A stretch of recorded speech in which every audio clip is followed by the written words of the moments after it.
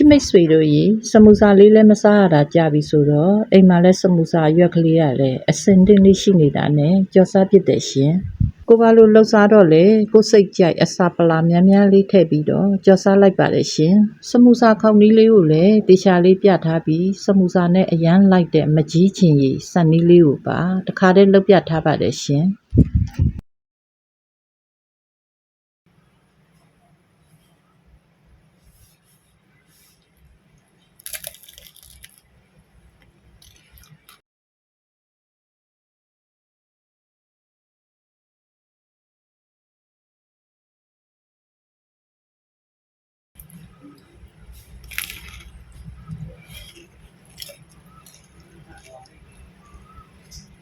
စမူစာလုပ်ဖို့အတွက်အာလူအလုံးကြီးကြီးတစ်လုံးရဲ့ကြက်သွန်အနေတော်နှလုံးကိုအခွန်ခွာပြီးအနေတော်မထူမပါလေးလိဖြတ်ပေးထားပါမယ်ရှင်အတုံးကြီးသွားရင်စမူစာအရွက်ကပြဲနိုင်လို့ပါရှင်အခုလှိပြထားတဲ့အနေတော်လောက်လေးပဲလှိထားပါမယ်ရှင်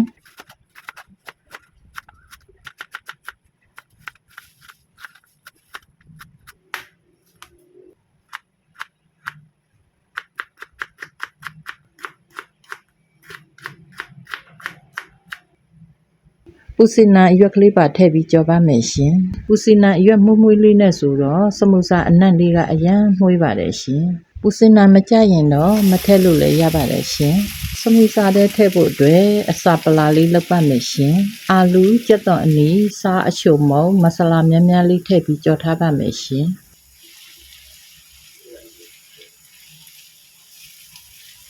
အာလူလေးတွေကိုမီအေးအေးလေးနဲ့စိတ်ရှိလက်ရှိကြော်ပေးရပါမယ်ရှင်အထဲထဲကအစာပလာလေးကြက်နေမှလည်းပိုးပြီးစားလို့ကောင်းပါတယ်ရှင်ဒီနေထားလေးဆိုရင်ကြက်သွန်အာလူအနှဲငယ်မှုဖို့အတွက်ရေလေးနက်နက်ထည့်ပြီးအဖုံးခဏအုပ်ထားပါမယ်ရှင်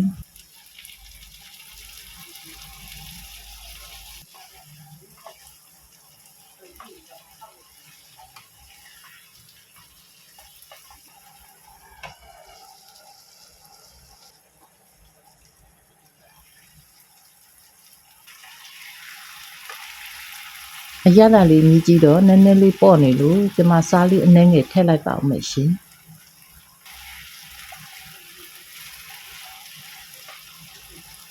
အနံ့လေးမွှေးလာပြီဆိုရင်ပူစင်နံလေးထပ်ပြီးအုပ်လိုက်ပါမယ်ရှင်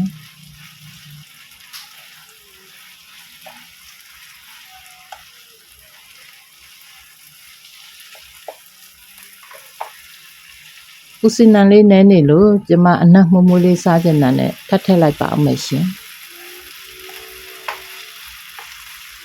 ဒီနေထားလေးဆိုရင်စမူစာထဲထည့်ဖို့အစာပလာလေးရပါပြီရှင်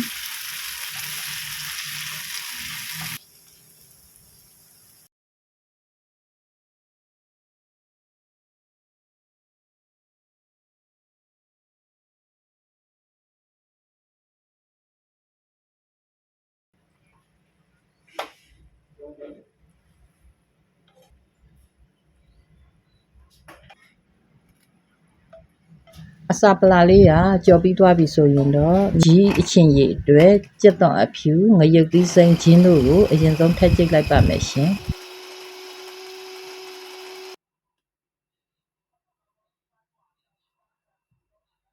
ချင်းကန်စားအရသာလေးဖြစ်ဖို့အတွက်ငံပြာရည်ရဲ့မကြီးအနှစ်ရည်ရဲ့ထက်ညက်ကလေးအနှဲငယ်ရဲ့ပူစင်နံလေးကိုနှုတ်ဆင်ပြီးထည့်လိုက်ပါမယ်ရှင်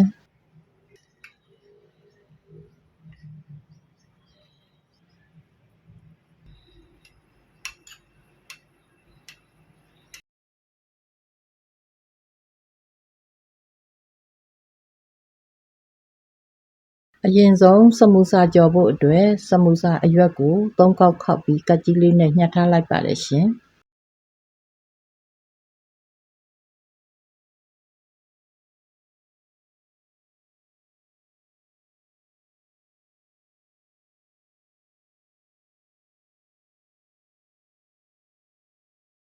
ခေါက်နီးလေးကိုတော့တေးသေးချာချာလေးတစ်ဆင့်ပြီးတစ်ဆင့်ပြထားပေးပါတယ်ရှင်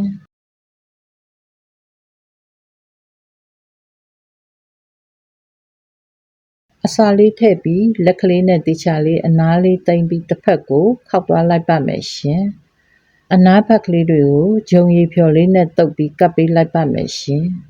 ကျ ကြက်ဥခလောက်ပြီးတော့လဲကတ်လို့ရပါတယ်ရှင်မိမိကြိုက်နှစ်သက်တယ်လို့လုပ်နိုင်ပါတယ်ရှင်အစာပလာလေးများနေပေမဲ့လည်းဒီလိုလေးခောက်သွားရင်မပေါက်မပြဲပဲစမူစာလေးဟာလှလှပပတတ်တတ်ရက်ရက်လေးဖြစ်နေမှာပါရှင်စမူစာမခောက်တတ်သေးရင်တော့ဒီနည်းလေးတိုက်မယ်လိုက်ပြီးခောက်ကြည့်လို့ရပါတယ်ရှင်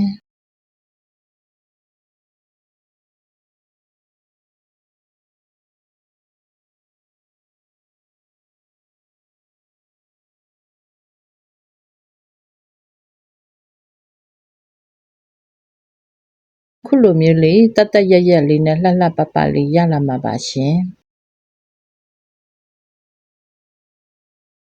အိမ်မှာကြော်စားတော့များများလေးလဲစားရပါတယ်ရှင်ကျမဆိုအချင်းလေးနဲ့လဲထိုင်ပြီးတုပ်စားတယ်ကြံတဲ့စမူစာလေးကိုလဲတုပ်စားဖြစ်တယ်ရှင်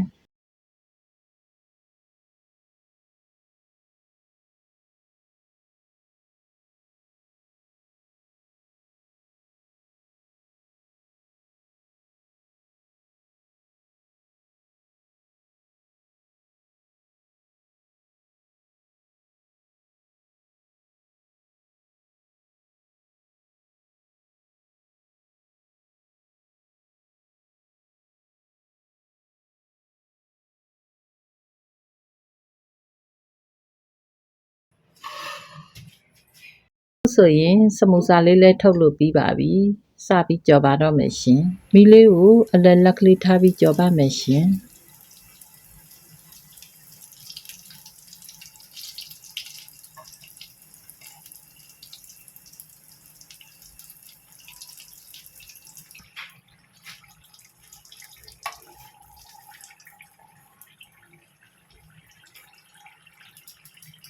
ဒီအနေထားလေးဆိုရင်တော့ဆက်ထားလိုက်ပါမယ်ရှင်